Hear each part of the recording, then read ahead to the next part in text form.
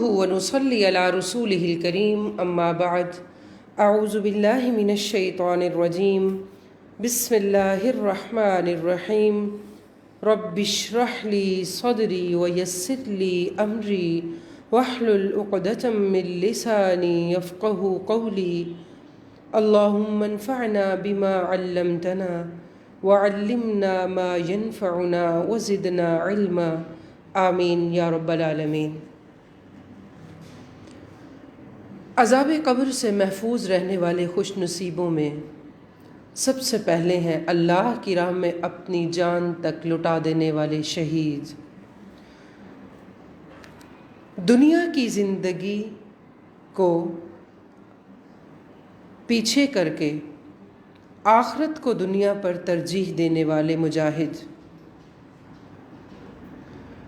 اللہ تعالیٰ سورہ آل عمران میں فرماتے ہیں فَالَّذِينَ هَاجَرُوا وَأُخْرِجُوا مِن دِيَارِهِمْ وَأُوذُوا فِي سَبِيلِي وَقَاتَلُوا وَقُتِلُوا لَأُكَفِّرَنَّ عَنْهُمْ سَيِّئَاتِهِمْ وَلَأُدْخِلَنَّهُمْ جَنَّاتٍ تَجْرِي مِن تَحْتِهَا الْأَنْهَارُ ثَوَابًا مِّنْ عِندِ اللَّهِ وَاللَّهُ عِندَهُ حُسْنُ الثَّوَابِ۔ تو جو لوگ میری خاطر اپنے گھر بار چھوڑ گئے اور اپنے گھروں سے نکالے گئے اور میری راہ میں اذیت دیے گئے اور لڑے اور قتل کیے گئے، میں ان کے گناہ دور کر دوں گا اور ان کو جنتوں میں داخل کروں گا جن کے نیچے نہریں بہتی ہیں۔ یہی اللہ کے ہاں بدلہ ہے اور اللہ کے ہاں اچھا بدلہ ہے۔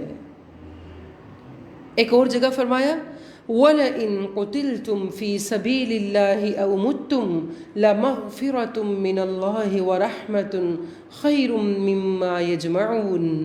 اور اگر تم اللہ کے راستے میں قتل کیے جاؤ اور اپنی طبعی موت مر جاؤ تو جو مال لوگ جمع کرتے ہیں اس سے اللہ کی بخشش اور رحمت کہیں بہتر ہے۔ سورہ نساء میں فرمایا فَلْيُقَاتِلْ فِي سَبِيلِ اللَّهِ الَّذِينَ يَشْرُونَ الْحَيَاةَ الدُّنْيَا بِالْآخِرَةِ وَمَنْ يُقَاتِلْ فِي سَبِيلِ اللَّهِ فَيُقْتَلْ أَوْ يَغْلِبْ فَسَوْفَ نُؤْتِيهِ أَجْرًا عَظِيمًا۔ تو جو لوگ آخرت کو خریدتے اور اس کے بدلے دنیا کی زندگی کو بیچنا چاہتے ہیں ان کو چاہیے کہ اللہ کی راہ میں قتال کریں، اور جو شخص اللہ کی راہ میں جنگ کرے پھر شہید ہو جائے یا غلبہ پا جائے، ہم ان قریب ان کو بڑا ثواب دیں گے، ان قریب ان کو بہت بڑا ثواب دیں گے۔ رسول اللہ صلی اللہ علیہ وسلم نے فرمایا جنت میں داخل ہونے والوں کو زمین پر جو کچھ ہے اگر وہ سب دے دیا جائے تو پھر بھی وہ اس دنیا میں آنا نہیں چاہیں گے سوائے شہید کے۔ وہ اس عزت و اکرام کی بنا پر جو اسے ملا تمنا کریں گے کہ وہ دنیا میں پھر واپس جائیں اور 10 بار اللہ کی راہ میں اسی طرح مارا جائے۔ مسند احمد کی حدیث ہے جو شخص نیک عمل کر کے دنیا سے جاتا ہے اسے اللہ کے ہاں اس قدر پر لطف اور پر کیف زندگی میسر آتی ہے کہ وہ کبھی دنیا میں واپس آنے کی تمنا نہیں کرتا، مگر شہید اس سے مستثنا ہے۔ وہ تمنا کرتا ہے کہ پھر دنیا میں بھیجا جائے اور پھر اس لذت اور اس سرور اور نشے سے لطف اندوز ہو جو اللہ کی راہ میں جان دیتے وقت انسان کو ملتا ہے۔ یاد رکھیے کہ رسول اللہ صلی اللہ علیہ وسلم نے خود اپنی ذات اطہر کے لیے بھی اس کی آرزو کی ہے۔ آپ نے فرمایا اس ذات کی قسم جس کے ہاتھ میں میری جان ہے میں پسند کرتا ہوں کہ اللہ کی راہ میں قتل کیا جاؤں، پھر زندہ کیا جاؤں، پھر قتل کیا جاؤں، پھر زندہ کیا جاؤں، پھر قتل کیا جاؤں، پھر زندہ کیا جاؤں، پھر قتل کر دیا جاؤں۔ حضرت عمر رضی اللہ عنہ کے الفاظ ہمیں ملتے ہیں، آپ یہ دعا فرمایا کرتے تھے اللہم ارزقنی شہادۃ فی سبیلک وجعل موتی فی بلد رسولک۔ اے اللہ مجھے اپنے رستے میں شہادت دینا اور میری موت آپ صلی اللہ علیہ وسلم کے نبی کے شہر میں ہو۔ رسول اللہ صلی اللہ علیہ وسلم نے فرمایا جو سچے دل سے شہادت کی دعا مانگتا ہے اللہ تعالیٰ اس کو شہداء کے مرتبوں پر پہنچا دیں گے اگرچہ اسے موت اپنے بستر پر ہی آئے۔ پھر یہ بھی یاد رکھنا چاہیے کہ شہادت کی موت کے لیے جو آرزو ہو تو نیت کا پھر اللہ کے لیے خالص ہونا ضروری ہے۔ سیدنا ابو ہریرہ رضی اللہ عنہ کہتے ہیں رسول اللہ صلی اللہ علیہ وسلم نے فرمایا قیامت کے دن سب سے پہلے ایک شہید لایا جائے گا، اللہ تعالیٰ اسے اپنی نعمتیں گنوائیں گے اور وہ شہید ان نعمتوں کا اقرار کرے گا۔ اللہ تعالیٰ اس سے پوچھیں گے تو نے ان نعمتوں کا حق ادا کرنے کے لیے کیا کیا؟ وہ کہے گا میں نے تیری راہ میں جنگ کی حتیٰ کہ شہید ہو گیا۔ اللہ تعالیٰ اس کی نیت کا حال پہلے سے جانتے ہوں گے، فرمائیں گے تو جھوٹا ہے، تو نے بہادر کہلوانے کے لیے جنگ کی، سو دنیا نے تجھے بہادر کہہ دیا۔ پھر فرشتوں کو حکم ہوگا وہ اسے منہ کے بل گھسیٹ کر جہنم میں ڈال دیں۔ یاد رکھیے کہ جیسے ہر عمل کے لیے اخلاص ضروری ہے تو شہادت کے لیے خاص طور پر، کیونکہ انسان اس میں اپنا تن من دھن اپنی پوری جان اللہ کی راہ میں فدا کر دیتا ہے۔ رسول اللہ صلی اللہ علیہ وسلم نے فرمایا جو شخص اس لیے لڑتا ہے کہ اللہ کا کلمہ بلند ہو وہی شخص اللہ کی راہ میں لڑنے والا ہے۔ پھر آپ یہ دیکھیے کہ شہید کی جو شہادت ہے اس کی فضیلت دنیا کی زندگی میں بھی یعنی اتنی کچھ ہے کہ شہید غسل سے مبرہ ہے، اللہ کی راہ میں شہید ہونے والے کو غسل نہیں دیا جائے گا۔ پھر اسی طرح سے یہ بات ہمیں یاد رکھنی چاہیے کہ میت کے قرض کی ادائیگی کے لیے تاکید جو ہے، شہادت جیسا رتبہ پانے والا بھی اس سے بری الذمہ نہیں ہے۔ عبداللہ بن عمر بن عاص رضی اللہ عنہ سے روایت ہے کہ رسول اللہ صلی اللہ علیہ وسلم نے فرمایا قرض کے علاوہ شہید کے سارے گناہ معاف کر دیے جاتے ہیں۔ اور پھر صرف اتنا ہی نہیں، شہید کو فرشتے بھی غسل دیتے ہیں۔ احد کے روز حنظلہ رضی اللہ عنہ بن ابی عامر کی شہادت بیان کرتے ہوئے عبداللہ بن زبیر رضی اللہ عنہ روایت کرتے ہیں کہ رسول اللہ صلی اللہ علیہ وسلم نے ارشاد فرمایا تمہارے ساتھی کو فرشتے غسل دے رہے ہیں، ان کی اہلیہ سے دریافت کرو۔ ان کی اہلیہ نے بتایا کہ وہ ندائے جہاد سنتے ہی نکل گئے حالانکہ وہ جنبی تھے۔ تب رسول اللہ صلی اللہ علیہ وسلم نے ارشاد فرمایا اسی لیے انہیں فرشتوں نے غسل دیا، اور اس کے بعد تب سے وہ غسیل الملائکہ مشہور ہو گئے۔ اسی طرح شہید کا جو کفن ہے وہ بھی ہمیں حدیث کے مطابق شہید کی وردی سمیت ہی کفن کی چادر پہنا دی جائے گی۔ خباب رضی اللہ عنہ کی روایت ہمیں ملتی ہے کہ مصعب بن عمیر غزوہ احد میں جب شہید ہو گئے رضی اللہ عنہ تو انہوں نے کچھ بھی نہ چھوڑا جس سے کفن دیا جا سکتا، تو بس ایک چھوٹی سی دھاری دار چادر تھی جس سے اگر ہم ان کا سر ڈھانپتے تو پاؤں ننگے ہو جاتے اور پاؤں چھپاتے تو سر برہنہ ہو جاتا۔ اس موقع پر رسول اللہ صلی اللہ علیہ وسلم نے فرمایا چادر کو سر کی طرف ڈال دو۔ پھر آپ یہ دیکھیے کہ شہید کے لیے جو نماز جنازہ ہے اس کے واجب ہونے کی بھی ہمیں کوئی واضح دلیل نہیں ملتی کہ جو اللہ کی راہ میں مارے جانے والے شہید ہیں، کیونکہ رسول اللہ صلی اللہ علیہ وسلم نے شہداء پر بعض اوقات نماز پڑھی اور بعض شہداء پر نہیں بھی پڑھی۔ بہرحال شہادت ایک بہت بڑا رتبہ ہے۔ پھر شہادت کی کچھ اور بھی ہمیں خصلتیں ملتی ہیں۔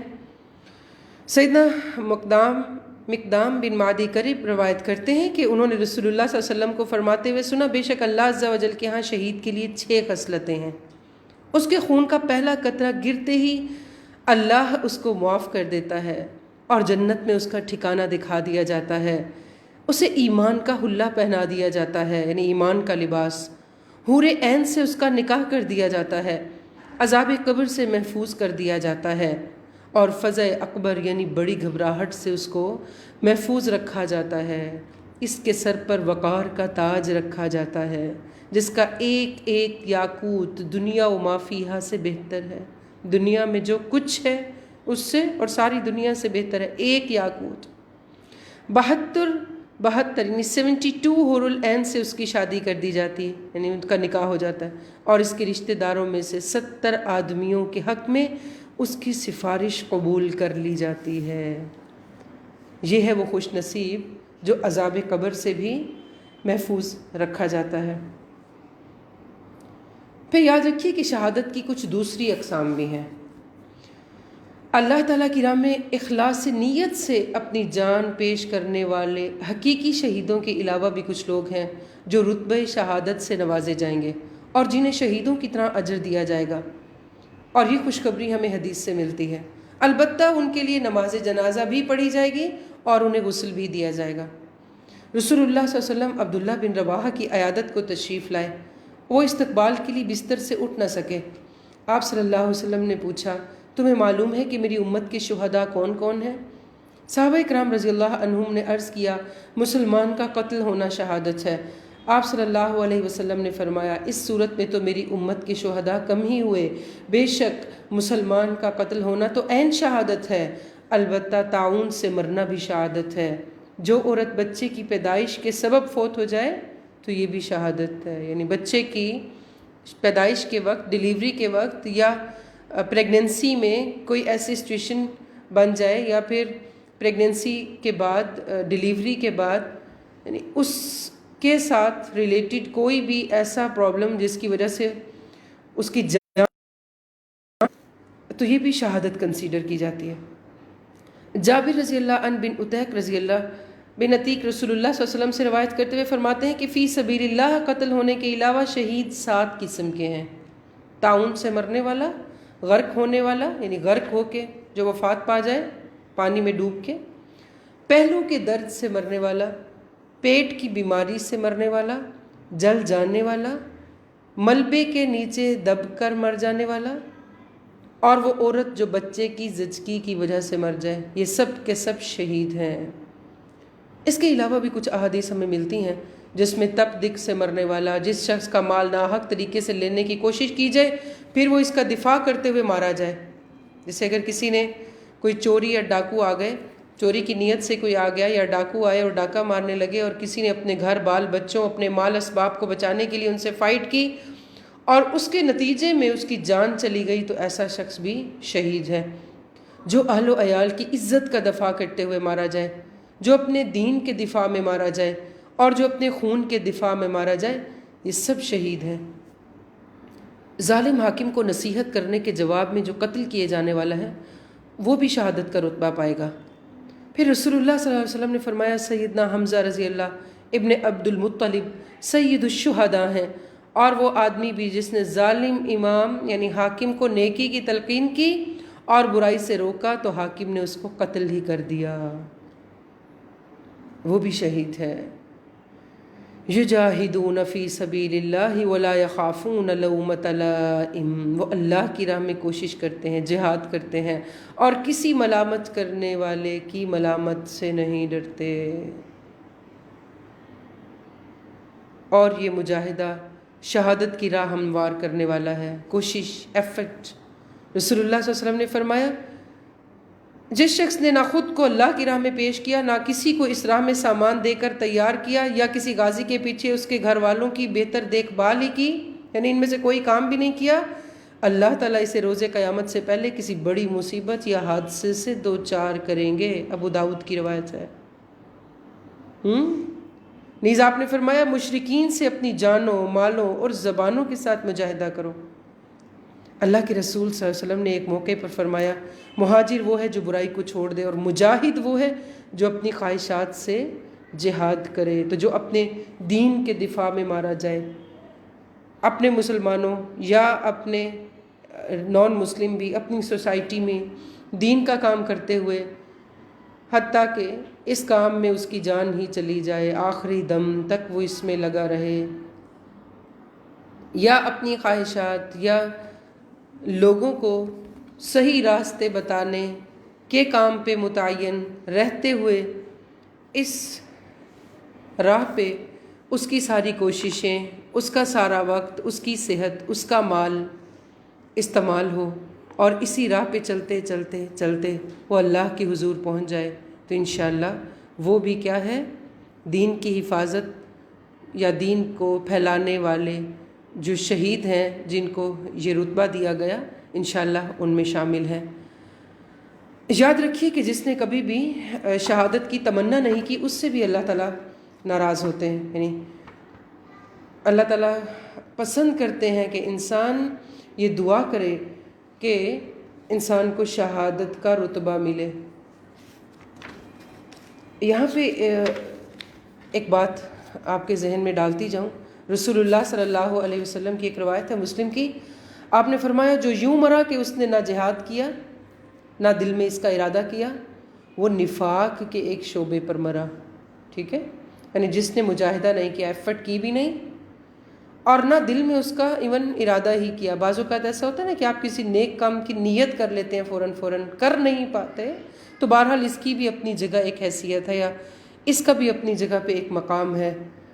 اور اگر نہ تو ہم کسی بھی طرح کی کوشش کرتے ہیں اور نہ دل میں اس کا ارادہ کرتے ہیں، نیت بھی نہیں کرتے، ارادہ بھی نہیں کرتے، ہمت بھی نہیں کرتے، تو کیا ہے کہ وہ نفاق کے ایک شعبے پر مرا، وہ منافقت کی ایک قسم پر مر گیا.